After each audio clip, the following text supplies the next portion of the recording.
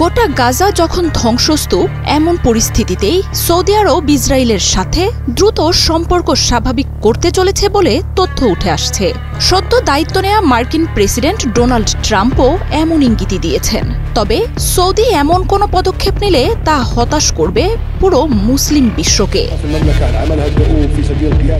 মুসলিম দেশগুলোর মধ্যে সবচেয়ে বেশি প্রভাব এবং সম্মান পায় সৌদি আরব। বিশ্বের সব প্রান্তের মুসলিমরা এই দেশটিকে নেতা হিসেবেই মনে করে। সৌদি আরবের সাথে সম্পর্ক স্থাপন করতে এক প্রকার মরিয়া ইসরায়েল, কেননা প্রভাবশালী এই দেশটির সাথে সম্পর্ক ইসরায়েলকে বিশ্বের অনেক দেশের দুয়ার খুলে দেবে। সৌদি আরবের সাথে সম্পর্ক ইরানকে মধ্যপ্রাচ্যে আরও চাপে ফেলবে। 250-টিরও বেশি ডিজাইন অপশন নিয়ে ওয়ালটন স্মার্ট ফ্রিজ, বোঝে আপনার প্রয়োজন। ট্রাম্পের আগের মেয়াদে আব্রাহাম চুক্তির মাধ্যমে মধ্যপ্রাচ্যের আরেক মুসলিম রাষ্ট্র সংযুক্ত আরব আমিরাতের সাথে সম্পর্ক স্বাভাবিক করে ইসরায়েল। এছাড়াও বাহরাইন, মরক্কোর মতো দেশগুলো নেতানিয়াহুর দেশের জন্য দরজা খুলে দেয়। ইসরায়েলের সাথে সম্পর্ক স্বাভাবিক করার প্রায় দ্বার প্রান্তে চলে যায় মোহাম্মদ বিন সালমানের সৌদি আরবও। সে সময় সৌদির সাথে খারাপ সম্পর্ক থাকা ইরানকে নিরাপত্তা হুমকি জানিয়ে রিয়াদ তেল আবিব সম্পর্ক প্রায় চূড়ান্ত হয়ে যায়। তবে ইসরায়েলের সাথে সৌদির সম্পর্ক স্বাভাবিক করার পথে বাধা হয়ে দাঁড়ায় মুসলিমরা।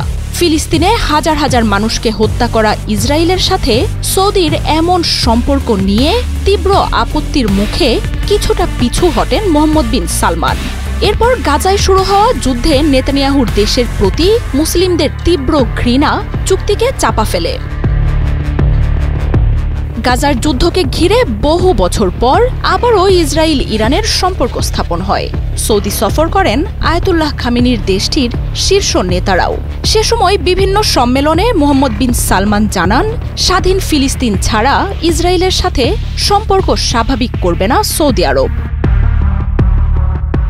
তবে এখন সুর পাল্টাচ্ছে দেশটি। বিভিন্ন আন্তর্জাতিক গণমাধ্যম বলছে, ইসরায়েলের সাথে সম্পর্ক স্বাভাবিক করার ব্যাপারে আবারও আলোচনা শুরু হয়েছে। সোমবার দায়িত্ব নেয়ার পর ট্রাম্প বলেছেন, সৌদি আরব দ্রুতই আব্রাহাম অ্যাকর্ডসে ফিরবে বলে আশাবাদী তিনিও।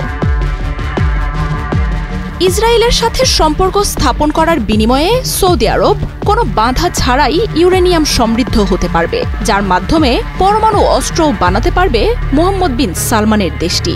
পরমাণু শক্তিধর হওয়ার লোভের বিনিময়ে ফিলিস্তিনিদের স্বাধীনতাকে বিসর্জন দেবে কিনা তা স্পষ্ট হয়ে যাবে সামনের দিনগুলোতেই। মার্জিয়া উপমা, ৭১।